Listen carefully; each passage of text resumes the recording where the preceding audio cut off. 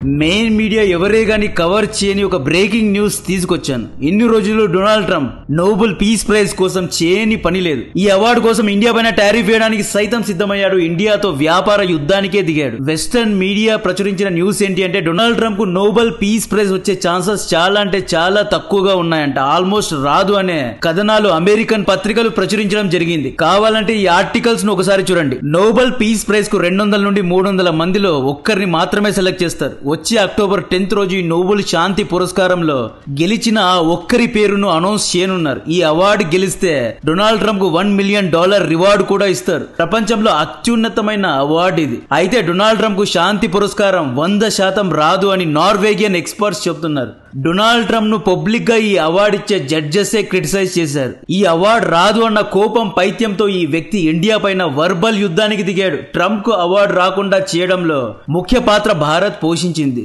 Operation Sindoor సమయంలో Donald Trump 4 సార్లు call చేసినా మోడీ గారు ఫోన్ లిఫ్ట్ చేయలేదు. ఈ వార్తను ఎప్పుడైతే జర్మన్ పత్రిక నిన్న ప్రచురించడం జరిగిందో ఆ తర్వాతి నుండి అంతర్జాతీయ రాజకీయాలు హీట్ అయ్యాయి. అమెరికన్ అధ్యక్షుడి ఫోన్ లిఫ్ట్ చేయకుండా మోడీ గారు ట్రంప్ ను అవమానించాడు అని చెప్పి ట్రంప్ ను అందరూ ట్రోల్ చేస్తున్నారు. యాక్చువల్లీ మోడీ గారు ట్రంప్ ను కాదు అమెరికానే అవమానించాడు. అమెరికా అధ్యక్షుడి ఈగోను గెలికాడు. పుతిన్ కూడా ట్రంప్ యొక్క ఫోన్ కాల్ లిఫ్ట్ చేయకుండా అవమానించాడు. షీ జింగ్పిన్ అసలు ట్రంపా అంటే ఎవరు అంటున్నాడు. బ్రెజిల్ నాయకుడు లూలా అయితే నెక్స్ట్ లెవెల్ ఆల్ఫా నాయకుడు అండి. లూలా ఏమన్నారు అంటే ట్రంప్ తో నేను చర్చలకు కూర్చోను అని డైరెక్ట్ గానే చెప్పేశాడు. బ్రిక్స్ నాయకులందరూ ఫైర్ మోడ్ లో ఉన్నారు కాబట్టే ట్రంప్ ఇంత కోపంగా ఉన్నాడు. నోబెల్ పీస్ ప్రైజ్ లో ఉన్న కమిటీ మెంబర్స్ డొనాల్డ్ ట్రంప్ కు నోబెల్ శాంతి పురస్కారం ఇవ్వాలి అంటే ఇండియా పాకిస్తాన్ యుద్ధాన్ని ట్రంపే ఆపాడు అనే సాలిడ్ ప్రూఫ్స్ కావాలి. ఇది అల్లాటప్ప అవార్డు కాదు. పీస్ ప్రైజ్ రావాలి అంటే నిజంగానే సస్టైనబుల్ గా యుద్ధాన్ని ఆపి ఉండాలి. కఠోర శ్రమతో కష్టపడి నెగోషియేషన్స్ చేసి యుద్ధాన్ని ఆపితేనే ఈ అవార్డు ఇస్తారు. బిజినెస్ డీల్ చేసినట్లు సీజ్ ఫైర్ లో నామకే వాస్తే చేస్తే ఈ అవార్డు అనేది రాదు అన్నమాట. ఇక్కడ ఈ అవార్డు ఎలా ఎందుకు ఇస్తారు అనేది మొదటగా అర్థం చేసుకోండి. ఆ తర్వాత మోడీ అండ్ ఇండియన్ యాంగిల్ మీకే అర్థమవుతుంది. నోబెల్ శాంతి పురస్కారం కోసం 200 నుండి 300 మంది అప్లై చేస్తారు. ఈ అవార్డు కోసం పొలిటీషియన్స్, లా మేకర్స్, హిస్టోరియన్స్, పార్లమెంటేరియన్స్ ఇలా రాజకీయ రాజ్యాంగ చరిత్రకారులు పెద్ద పెద్ద వాళ్ళు మాత్రమే ఈ అవార్డు కోసం అప్లై చేయగలరు. మామూలు ప్రజలు ఈ అవార్డుకు అర్హులు కారు. 300 మందిలో కేవలం ఒక్కరికి మాత్రమే ఈ అవార్డు దక్కుతుంది. ఈ అవార్డును నార్వే దేశానికి చెందిన నార్వేగియన్ కమిటీ మెంబర్స్ అంటే జ్యూరీ మెంబర్స్ విశ్లేషించే డిజర్వింగ్ క్యాండిడేట్స్ కు మాత్రమే అవార్డు ఇస్తారు. ఈ జ్యూరీ మెంబర్స్ అక్కడ ఎంత తోపు ఉన్నా కూడా లెక్క చేయరు. వీళ్ళు డిజర్వింగ్ క్యాండిడేట్ కే అవార్డు ఇస్తారు అన్నమాట. ఈ నార్వేగియన్ కమిటీలో మాజీ పొలిటీషియన్స్, చరిత్రకారులు, చట్టాలను సవరించే వాళ్ళు ఇలా పెద్ద పెద్ద వాళ్ళు ఉంటారు. ఈ 5 మెంబర్స్ లో 3 డొనాల్డ్ ట్రంప్ కు అవార్డు ఇవ్వండి అని చెబితేనే అవార్డు ఇస్తారు. 3 ఒకవేళ అవార్డు ఇవ్వదు అంటే అవార్డు రాదు. ఒక యాక్టర్ కు ఆస్కర్ అవార్డు ఎలాగో పొలిటీషియన్స్ కు నోబెల్ పీస్ ప్రైజ్ అలాగా అనమాట. ప్రపంచంలో Barack Obama, Martin Luther King junior, Nelson Mandela, Yasser Arafat, Roosevelt ఇలాంటి పెద్ద పెద్ద వాళ్లకు మాత్రమే శాంతి పురస్కారం దక్కింది.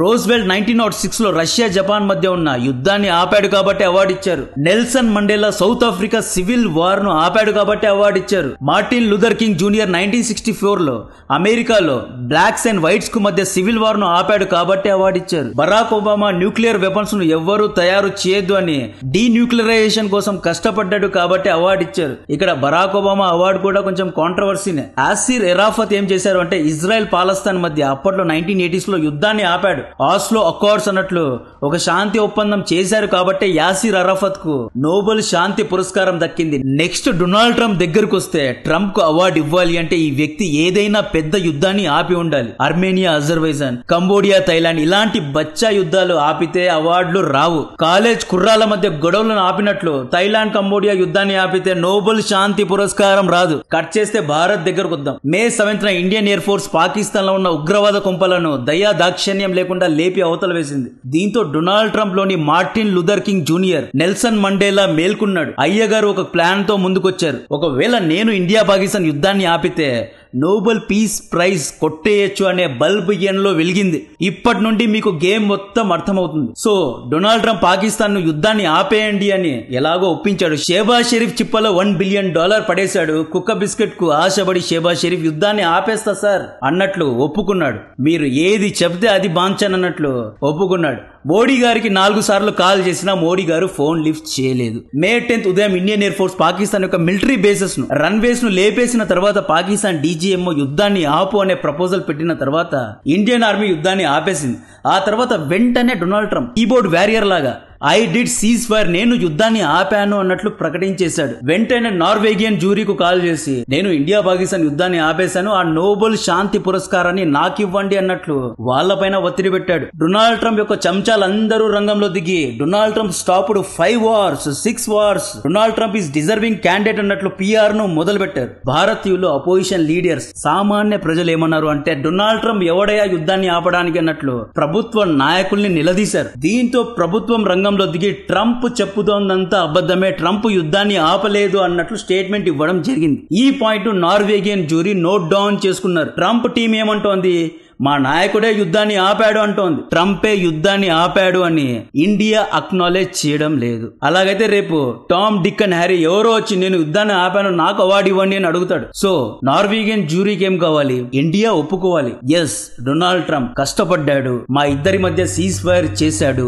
సస్టైనబుల్ సొల్యూషన్ ను తీసుకొచ్చాడు. డొనాల్డ్ ట్రంప్ కూర్చొని మా సమస్యలను అన్నిటినీ అనలైజ్ చేసి ఒక సొల్యూషన్ ను తీసుకొచ్చాడు అని నరేంద్ర మోడీ గారు, షెహబాజ్ షరీఫ్ వీళ్ళిద్దరూ నార్వేగియన్ జ్యూరీకు రికమెండేషన్స్ పంపితేనే వాళ్ళు ఆలోచిస్తారు అవార్డు ఇవ్వాలా వద్దా అని. ఏమీ లేకుండా యుద్ధాన్ని ఆపాను అని గాల్లో మాట్లాడితే అవార్డులు రావు. అక్కడికి డొనాల్డ్ ట్రంప్ ఇంకొక ప్లాన్ కూడా వేశాడు. జూన్ 15 నుండి 17వ తేదీలో కెనడాలో G7 సమావేశం జరిగింది కదా, ఈ మీటింగ్ తర్వాత మోడీ గారిని అమెరికాకు ఆహ్వానించాడు. పాకిస్తాన్ నుండి అస్సీ మున్లేర్ ఫీల్డ్ మార్షల్ ను కూడా ఆహ్వానించాడు. ఇద్దరిని ఒకే స్టేజ్ లో కూర్చోబెట్టి చేతులు కలిపి వెకిలి గా నవ్వి ఇద్దరి మధ్య తానే సీజ్ ఫైర్ చేశాను, వాయిదాలు కలిగి ఉన్న 2 దేశాల మధ్య యుద్ధాన్ని ఆపాను అని చెప్పి నార్వేగియన్ అవార్డు జ్యూరీకు చూపించాలి అని, ఒక పేఆర్ గేమ్ ఆడాలి అని చెప్పి చూశాడు. ఫోటో ఆప్స్ కోసం ట్రై చేశాడు. తెలివైన మోడీ గారు ట్రంప్ ను కలవకుండా క్రొయేషియాకు వెళ్లిపోయారు. ఇక్కడ డొనాల్డ్ ట్రంప్ కడుపు మండిపోయింది. సరే ఇవన్నీ వద్దు, Donald Trump team members Indian counter parts కు అంటే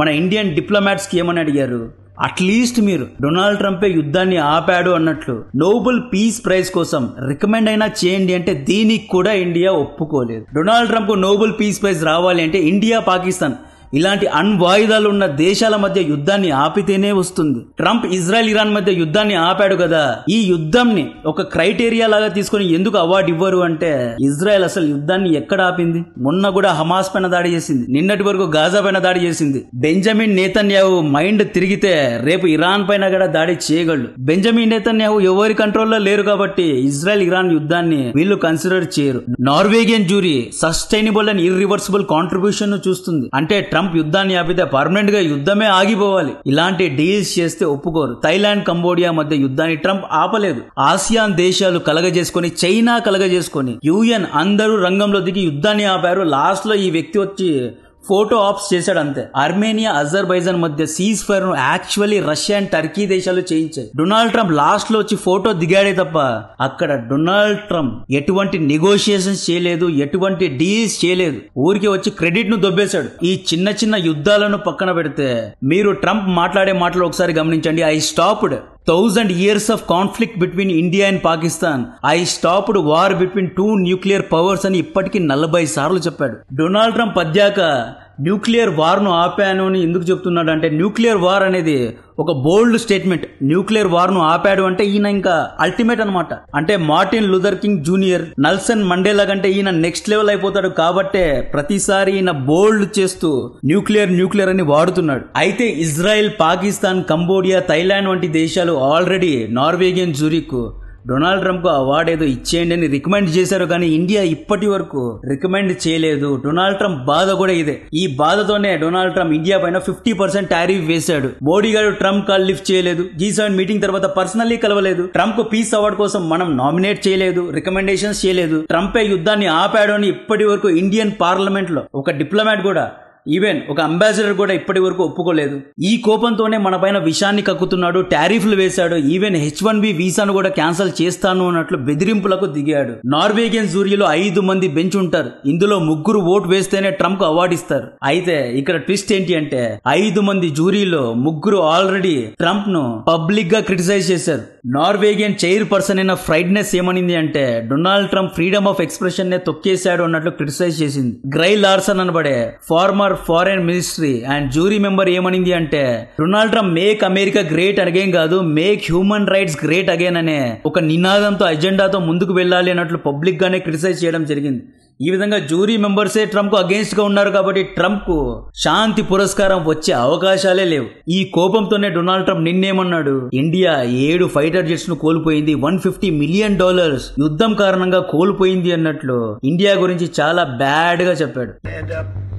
In a nuclear war if I didn't stop them. You know, it's sort of strange. I saw they were fighting. Then I saw 7 jets were shot down. I said, that's not good. That's a lot of jets, you know. $150 million planes were shot down.